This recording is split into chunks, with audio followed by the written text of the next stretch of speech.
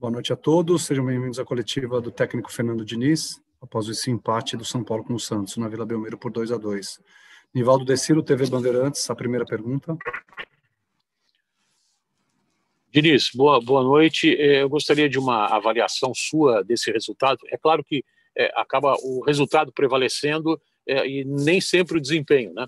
Mas é apenas uma vitória nos últimos 4 jogos. E eu queria, se você pudesse também falar, o quanto o São Paulo mudou dessa primeira parte da Libertadores para essa segunda parte que vai começar no meio da pandemia. Aí, você avalia que o time ganhou, perdeu? Em que situação entra o São Paulo? Essas duas questões, se você puder. Obrigado.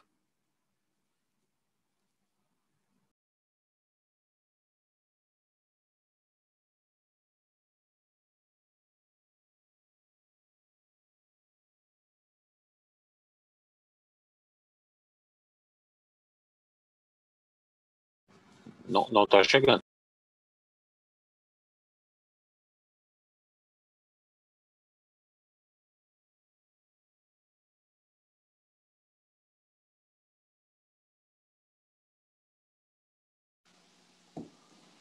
Posso falar? Agora sim. Então, a pergunta, como você frisou bem do resultado e do desempenho, é mais uma questão que sempre se coloca como se fosse uma coisa contraditória em resultado. Então, as pessoas não gostam muito do futebol, não gostam muito do trabalho, gostam do resultado só de quem ganha. A única coisa que a gente tem na vida é um pouco mais de chance de ganhar quem joga bem, quem tem bom desempenho. Então, se citou que são 4 jogos, uma vitória, a gente podia colocar que se dos últimos... A gente teve 3 vitórias seguidas, depois teve uma derrota, teve um bom desempenho no segundo tempo do Fluminense. Então, é uma pergunta que já coloca um pouquinho de pressão a mais que não precisa. Não tem necessidade. Sabe? Uma coisa assim que fica... O time tem que ganhar. O dia que perder, que parece que é uma coisa que fica esperando perder para poder falar mal, vai perder. Mas aqui todo mundo vai trabalhar no limite para poder entregar vitórias para o torcedor do São Paulo. Na minha modesta opinião, tinha que falar muito mais do que o São Paulo jogou, do que produziu, da imensa chance que teve de ganhar hoje o jogo. Se jogar assim, a chance de ganhar vai aumentar. Mas a pergunta é feita no sentido inverso. O que prevalece é praticamente sempre só o resultado. Então a gente não valoriza quem trabalha, é igual ao do Gabriel Sara. Eu acho que as perguntas vão ser hoje, né? Todo mundo querendo massacrar o moleque como se fosse um jogador pequeno, um jogador menor, e o treinador fosse um idiota que o coloca para jogar. E quando não é nada disso. E não é porque ele fez os 2 gols, é porque ele é bom. Se ele não fosse bom, ele não estaria jogando. E que passe por esse processo de transição. E assim a gente vai matando um monte de moleque que poderia ser jogador, a gente vai matando porque tem que suportar o moedor de gente o tempo todo, que ele não para. Ele quer sempre o sangue dos outros, hoje deve estar falando, é muito normal, é super previsível, hoje deve estar falando do Thiago Volpi, que falhou, mas não vai falar da defesa que ele fez, obviamente, porque não é legal falar da defesa que ele fez, uma defesa super difícil, que o Luciano deu uma bola para trás, uma bola parada do Santos, ele fez um milagre. Vai falar da falha, como deve ter falado da falha do Cássio, quando falhou contra o São Paulo, então a gente fica sempre no negativo. E quando a pergunta da Libertadores, o que perdeu, o que ganhou, a gente está sempre trabalhando para ganhar. Espero que a gente, quando voltar, tenha ganhado mais do que perdido, porque a avaliação vai ser, se perder do River é porque perdeu, o trabalho não foi bom, e se ganhar é porque ganhou um monte de coisa. Então as avaliações vão partir sempre desse patamar. Enquanto a gente caminha assim, o futebol ele tende a caminhar para trás e não para frente. Repito assim, tem que trabalhar, ver o trabalho das pessoas, um pouquinho de tempo. Falo do Gabriel Sara de novo aqui, porque nunca foi protegido de nada. Ninguém está protegendo ninguém. Eu devo proteger a minha família, como se tivesse algum idiota aqui que vai colocar um jogador para proteger o jogador. Sabe? É uma coisa assim absurda isso. E ninguém consegue avaliar a parte tática do jogador, porque assim, todo mundo gosta de falar, mas ninguém vê o que ele corre no campo, como ele corre, o que ele se movimenta, o que ele empurra a linha para trás, como ele marca, como ele pressiona a bola. Então, assim, essas coisas que compõem o jogo de futebol, fica vendo aquela coisa facinho, que qualquer pessoa vê, errou um passe, errou um chute, errou um domínio, e aí vão avaliando e vão destroçando e detonando jogadores jovens.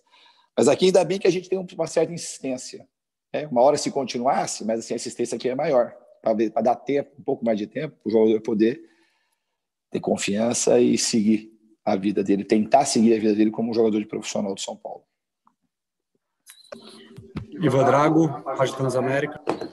Tudo bem, Diniz? Eu vou Eu vou tocar num tema aqui. Evidentemente que toda proposta de jogo depende do desempenho individual de cada atleta, né? Você entende que a falta de consistência, porque vocês têm buscado parar de oscilar, e hoje o São Paulo foi mais consistente, você entende que essa oscilação é causada por conta de erros individuais? Você entende que essa oscilação dos atletas é natural ou tem a ver um pouquinho ainda com a proposta, já que você tem preservado a proposta e tem mudado alguns atletas? Eu acho que tudo tem a ver um sistema coletivo, ele não é separado do indivíduo. Então, assim, todos nós, quando eu erro, não é só o time. Quando eu erro no treino, erro no jogo, não é uma coisa simples, não dá para responder de uma maneira muito simples, isso é uma pergunta complexa. Mas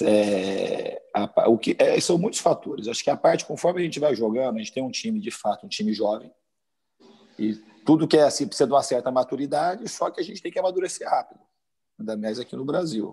Mas isso também não quer dizer que você tivesse um jogador um pouco mais experiente, que não ia oscilar, porque ser muito reducionista isso. Mas o jovem, de uma maneira, é um dos fatores que causa a oscilação, um dos fatores. Mas a gente pode oscilar de várias maneiras. A gente oscilou ano passado, o time oscilava muito mais que esse ano em termos de desempenho. A gente não fez nenhum jogo esse ano parecido com o que a gente fez com o Palmeiras no Parque Antártica, por exemplo, ou parecido com o que a gente fez no Cruzeiro. Contra o Cruzeiro a gente perdeu de 1-0, que a equipe foi apática, não teve volume nenhum ofensivo. Então, esse ano, em que pese, a gente está jogando nesse momento com jogadores mais jovens, alguns jogadores se descobrindo em outras posições, no caso do Léo Pelé, a gente tem oscilado menos que o ano passado. Então, a gente falar só por conta da idade é reduzir demais. Então, assim, a tendência do time com o trabalho, eu sempre acredito que ela vai crescer conforme a gente vai jogando, a gente vai colocando aquilo que precisa ser feito, os jogadores vão se sentindo mais à vontade também com o modelo de jogo. Quando você vai jogar um jogo que você é pressionado, como hoje, muito pressionado, o jogo do Atlético Mineiro também vai testando o próprio modelo, que já falei mais de uma vez, ou você cede ou você melhora o modelo e os jogadores vão também se sentindo mais encorajados para poder fazer as melhorias que precisam ser feitas para frente. Então é tudo um processo que a gente tem que seguir trabalhando. E ninguém tem a garantia de que vai dar certo ou que vai dar errado. Mas eu acredito muito no trabalho, acredito muito nos jogadores que a gente tem, acredito muito nos jovens de Cotia e nessa mescla de bons jogadores que a gente tem aqui para o trabalho dar certo. Guilherme Pradella, Rádio CBN. Diniz, boa noite. Claro que quando a gente vê um jogo com 4 gols, sempre existe uma análise de cada gol, né? No primeiro gol do São Paulo, a insistência e a esperteza do Gabriel Sara de marcar a perna certa do Luan e sair na cara do João Paulo.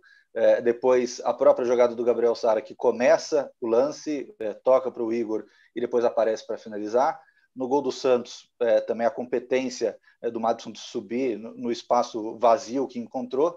E no lance do gol do Marinho, como é um lance de bola parada, a análise fica até um pouco diferente, né? Porque são escolhas ali, o Marinho de chutar de uma certa forma, o Volpi de fazer uma barreira que nós, pelo menos na transmissão da Rádio CBN, a gente achou um pouco diferente. Eu queria saber a tua análise com relação ao gol do Santos, que acabou causando um empate. É possível avaliar a alternativa que o Volpi viu na hora de montar a barreira, de escolher, surpreender o próprio batedor? A alternativa que ele teve para fazer. Assim, o que vale nesse momento é assim, as pessoas devem estar questionando o Volpi, mas a gente tem um dos melhores goleiros do Brasil, assim, com toda certeza. Já nos salvou algumas vezes, não foi uma só. E hoje, no lance, talvez tenha sido infeliz na hora que falhou, mas assim, a gente não tem que ficar na falha do goleiro. Eu não sei, de longe não revi o gol ainda. Mas assim, o que fica para mim do Vô, porque ele é uma das grandes lideranças do time, é um dos caras que mais trabalha, se não o que mais trabalha dentro do São Paulo. E tenho confiança plena que daqui para frente, quando chegar nos momentos mais agudos e precisar dele, ele vai sempre nos proteger, que é o que ele faz de melhor. Eduardo Afonso, ESPN. Diniz, boa noite, tudo bem? Você falou muito de oscilação e o São Paulo talvez tenha oscilado, porque ficou a exemplo de todos os times muito tempo parado, quando voltou teve que quase começar do zero, e eu queria que você falasse se esse pode ser um ponto de apoio em relação ao jogo de quinta-feira do seu adversário, que também está muito tempo parado, que começou até muito depois dos times brasileiros e que está começando do zero justamente contra o São Paulo no Morumbi. Dá para tirar a oscilação que o São Paulo teve no retorno como um exemplo de uma dificuldade que o River poderá ter no jogo da próxima quinta-feira?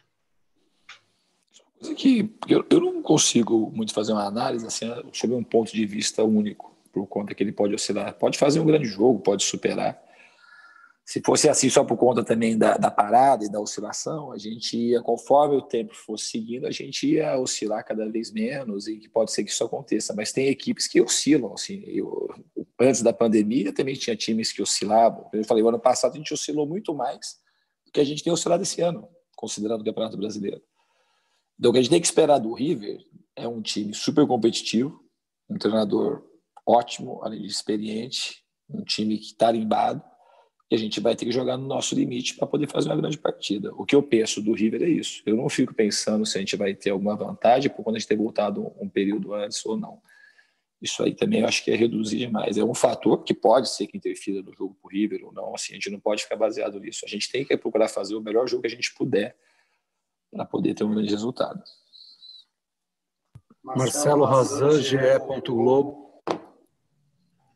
Boa noite, Diniz. Eu queria que você falasse, por favor, sobre o tamanho que o Luciano vai fazer, a falta que ele vai fazer pelo gancho que ele tem na Libertadores, né? Tem esse gancho de 3 jogos, ele não vai poder jogar agora já contra o River Plate. É um jogador que começou muito bem, 8 jogos, 4 gols, 1 assistência, e talvez seja difícil substituí-lo. Eu espero que ele não faça falta. Hoje não dá para pensar no Luciano agora. Quem entrar, a gente não sabe quem que a gente vai botar, não sabe se o Pablo vai ter condição de jogar na quinta.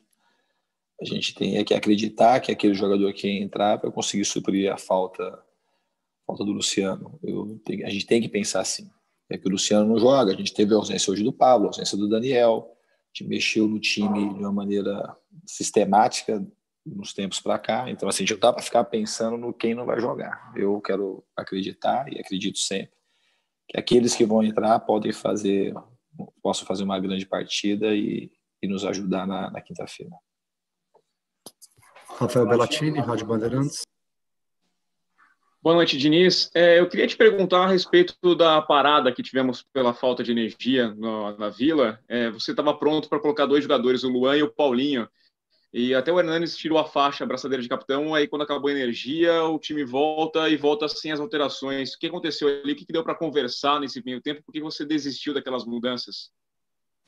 Então, o Hernanes tirou a braçadeira, não porque ele fosse sair, que ele nem sabia que ele ia sair. Ele tirou e ficou com a braçadeira na mão, mesmo sabendo que ele não ia. Tirou, acho que o algo deve incomodar alguma coisa. A braçadeira não tem nada a ver com dele sair ou não. Ninguém sabia quem ia sair até o momento.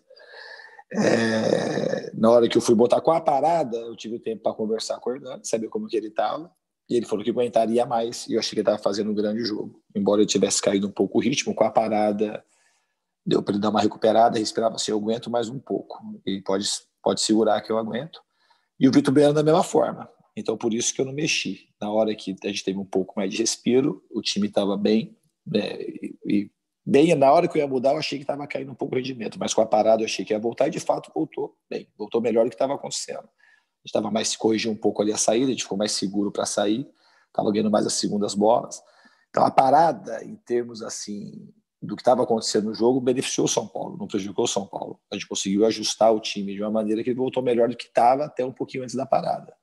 Só que logo depois, num lance fortuito, eles acabaram fazendo um gol. Como foi, assim, o Santos praticamente não teve chance de gol durante o jogo.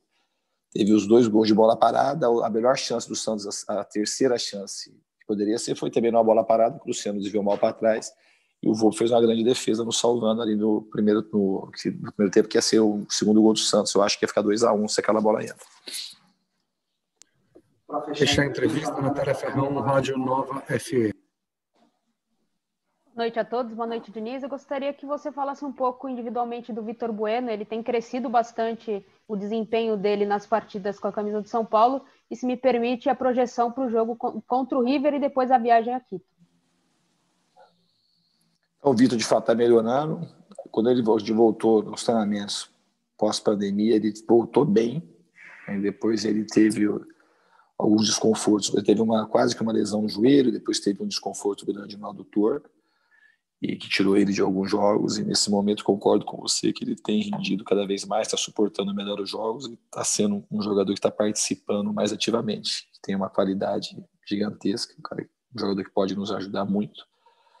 E quanto à projeção da Libertadores, a gente tem que pensar primeiramente no River, pensar que é um jogo para a gente ter um caráter muito decisivo, e a gente tem que procurar fazer o melhor possível para a gente poder fazer um grande jogo na quinta-feira.